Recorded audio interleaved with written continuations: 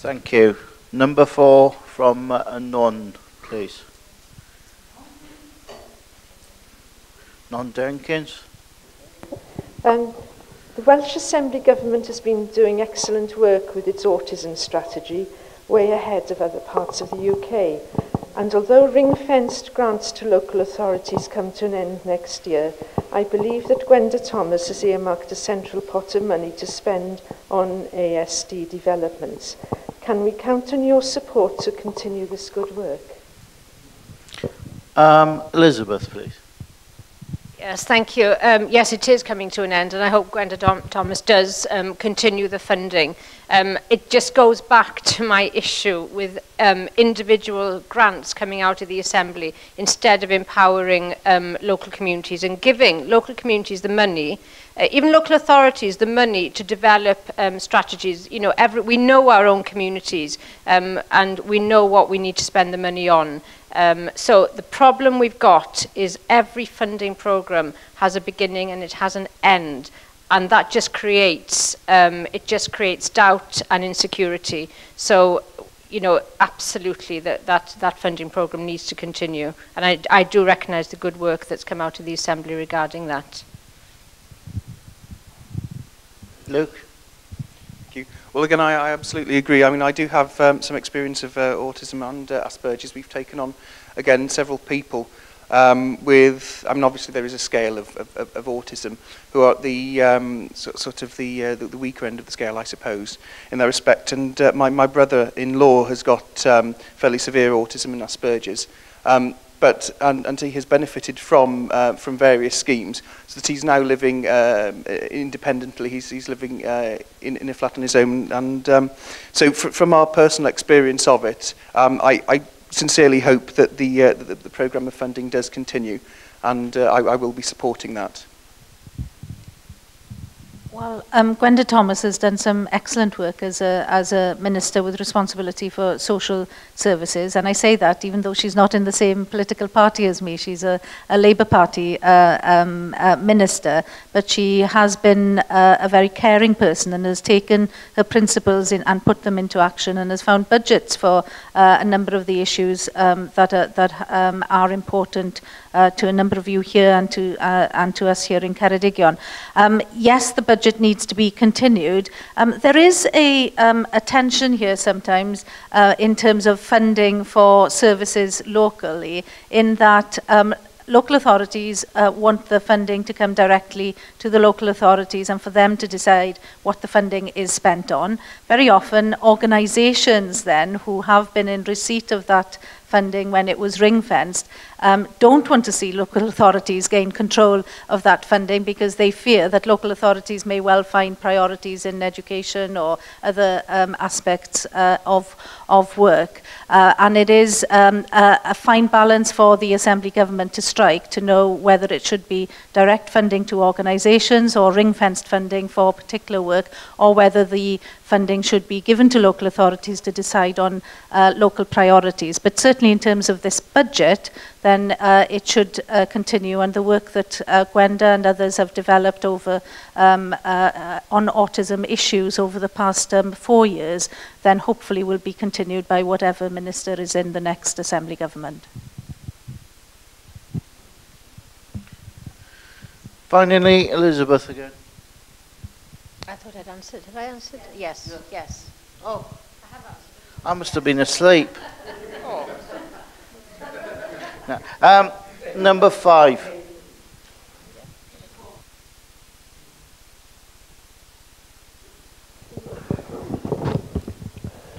Myself, I have autism myself, well, Asperger's from autism. But becoming an adult is hard enough, but it's harder for people with learning disabilities. Leaving home is getting our own place and starting out our own lives and stuff, and lots of us get stuck at home. What will you do to make sure we get the right support and proper housing in the future?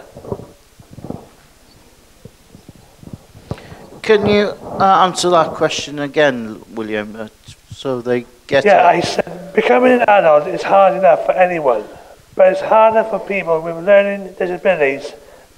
Leaving home, getting our own place and starting out our own lives is tough, and lots of us get stuck at home. what will you do to make sure we get the right support and proper housing in the future? Did everyone get that? Yeah, great. Ellen. Well, having the ability to have your own home in your own community is important for everybody, and ensuring that the local housing associations that we have here in Ceredigion, both Tai Cantref, Mid Wales Homes and also Tai Ceredigion, have a plan to develop sufficient housing that have the ability to provide housing for people that require additional support, and for that to be in communities and in towns in particular, then that is important that the next Assembly government funds those housing associations to provide that housing. Sometimes some communities feel that they want to oppose some housing developments in their areas, and it's important then that politicians across the political divide provide the support for that housing development in communities right throughout Ceredigion. So I would hope that the housing associations that we have, certainly the funding that's made available to them through the social housing grant, allows for development of more housing in Ceredigion to meet the needs of everybody in the community. I do apologise, Luke, but I seem to have left you out of the last question. No? No? I know I'm not very good at actually answering the questions. Yeah, like I do apologise. I don't have to. All right. Thank you. Well, I think that we do need to be encouraging local authorities and housing associations to have a specific plan for dealing with all sorts of people in our constituency all across Wales. They need to have a separate plan for that. And what we really need to be doing is getting the right balance of support where it's needed, and also giving people an opportunity to empower themselves. So I think that we need to come up with a specific targeted plan in that respect across the board. Yeah, thank you. Elizabeth? Thank you, Chair. There is nothing more important if you're a parent with a child or a young person with a learning difficulty to make sure that their long-term living arrangements are in place, and that's independent living. I don't think a parent would want anything other. And it's quite right, actually, what Ellen said. That sometimes there are difficulties in communities when you have housing for learning difficulties. We've probably come across it ourselves in some communities. We have to break down that stigma, and we have to make it the norm that obviously, you know, everyone is entitled to live in their own communities, and we must ensure that that housing is available, made available through housing associations, that yes, you get the support where it's needed, but you can live independently, and that is so important. And I think you know, that would be a priority for any parent, and obviously it would be your priorities as well. I hope that answers the question. Thank you. Oh, sorry.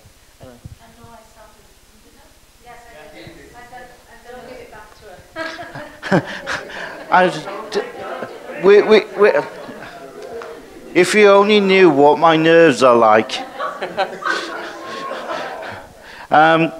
Number 6, and Fred's question, please.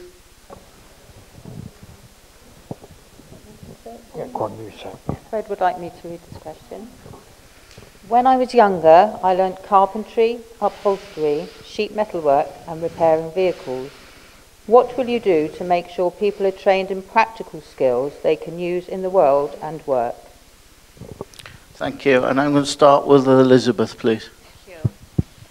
Yeah, that's a really important question, and you need to have access to training. Everyone does, to good quality training, and the emphasis has been always on, in the last couple of years at least, everyone going to university.